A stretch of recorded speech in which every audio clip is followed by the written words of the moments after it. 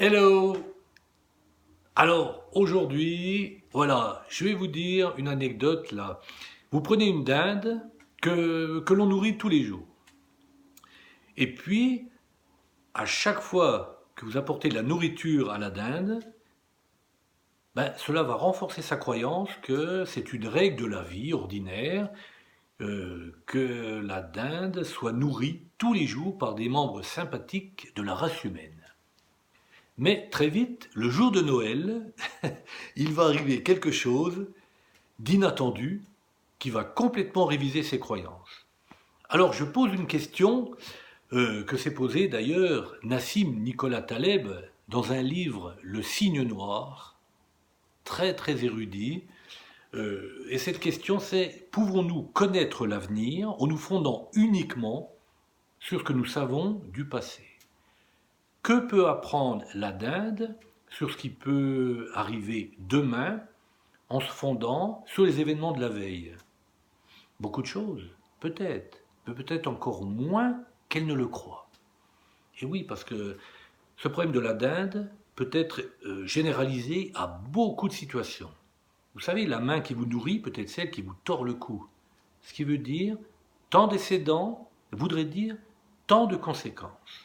Alors on va méditer ensemble, tiens, sur une célèbre formule d'un capitaine de navire, quand il a dit: dans toute ma carrière, je n'ai jamais eu d'accident. Pendant toutes ces années en mer, je n'ai vu qu'un seul navire en détresse. Je n'ai jamais vu de navire échouer, je n'ai jamais échoué moi-même. Et je n'ai jamais connu de situation difficile qui aurait pu tourner au désastre. Alors, qui a dit ça? C'est le capitaine Smith. En 1907, le capitaine du Titanic.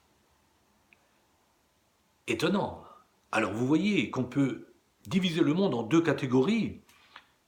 Les personnes qui sont exposées à leur insu donc à une explosion majeure, et d'autres qui se préparent à des événements importants,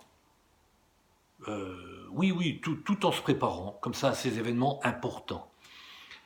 Alors, je vais vous parler d'un livre formidable. Alors, j'ai été happé par ce livre quand je l'ai lu, vraiment, de Dino Buzzati, Le désert des Tartares. C'est un livre formidable.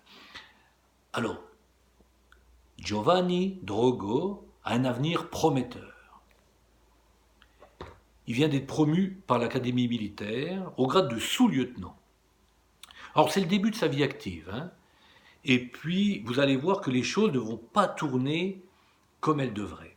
Alors, il a été affecté au début pour une période de 4 ans dans une forteresse, la forteresse Bastiani. C'est un avant-poste éloigné en plein désert, au milieu de nulle part, pour une période donc de 4 ans. Donc cette forteresse a pour mission de protéger la nation de probables invasions des Tartares en provenance du désert. Mais qu'est-ce que ce jeune officier, sous-officier, est allé faire dans ce trou? Rien, en plein désert. Pas une seule vie sociale pour un jeune, je veux dire, dans cette région-là, quoi. Rien du tout. Et au-delà des 4 ans, alors que sa demande de mutation avait été acceptée, il est resté. Quelque chose le fascine dans ce désert, au milieu de nulle part. C'est le mystère de la forteresse Bastiani. Oui, quelque chose le fascine. L'attente des assaillants, l'attaque, l'invasion des Tartares qui pourraient venir du désert. Tout le fascine.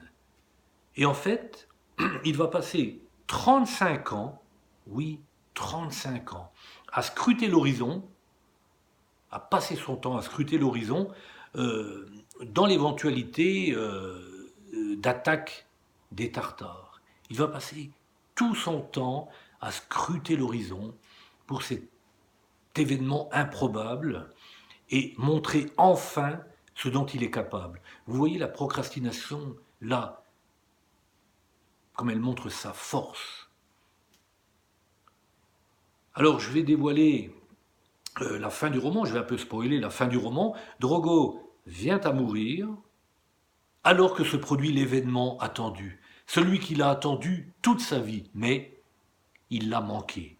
Alors vous voyez, soit on vit, enfin, on attend l'événement qu'on n'attendait pas, hein, soit il se produit, hein, cette implosion vraiment majeure, qui peut à ce moment-là se produire. Cette éventualité, en fait, Drogo a attendu toute sa vie, s'est sacrifié pour l'éventualité d'un événement improbable. S'est sacrifié pour lui. Il a refusé de voir autre chose en refusant les prix de consolation, les prix intermédiaires. À méditer. Enjoy.